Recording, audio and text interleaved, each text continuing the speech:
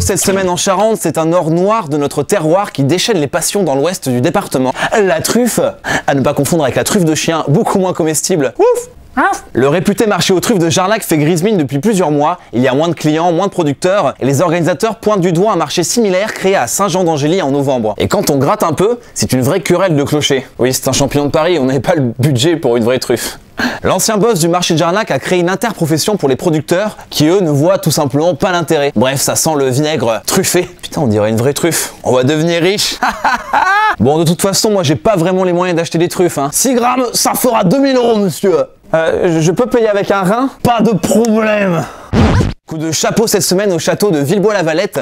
Pour mettre en avant ce superbe patrimoine du XVIIe siècle, l'association des Amis du Château y organise des escape games. Vous connaissez forcément ce jeu d'évasion grandeur nature, une équipe est enfermée dans un lieu et doit résoudre une série d'énigmes pour en sortir. Ah non, ça c'est un livre de cuisine en fait. Cette énigme est bien trop compliquée. David, mais qu'est-ce que tu fais?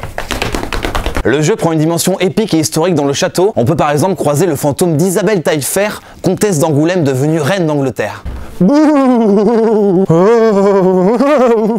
Mais il ne faut pas se laisser distraire car le temps est imparti. D'autres sessions sont prévues ce samedi et le 19 janvier, et vu le succès, on pourrait imaginer des escape games dans d'autres lieux historiques de Charente. J'ai 2 heures pour m'enfuir du conseil municipal d'Angoulême. Ils votent le budget, je veux pas rester. Ah, on se les pèle ici. Vous l'avez malheureusement constaté sur vos factures, se chauffer ça coûte une blinde, le fuel augmenté, l'électricité aussi. C'est simple, à Charente Libre, on chauffe même plus. Et on n'a même pas froid en plus. Putain. Des lecteurs nous ont donné leurs astuces pour faire des économies, le poêle à granulés et surtout le chauffage à bois. Et on commence avec Biquette 17 qui nous envoie une volée de bois vert. C'est quoi ce reportage? Se chauffer moins cher? Mais arrêtez avec vos astuces qui sont connues depuis des décennies. Ça fait mal hein, Biquette 17, une branche dans la tête. Abel Guillemin a trouvé le bon filon. Et la chaleur humaine, ça coûte combien? Mais oui, c'est ça la solution Abel. Ah. Mais tu fais quoi là? Bah je me chauffe à la chaleur humaine. Autour de Vittorio, on a l'impression de revenir 50 ans en arrière. Heureusement qu'on ne paye pas pour voir des sujets aussi nuls. Tu sais qu'un journaliste a passé plusieurs heures sur le terrain, qu'il a recoupé ses informations, appelé des gens, écrit l'article. C'est pas toi qui dois consoler mes collègues. Ah Céline? Mais non, il est très bien ton article Céline.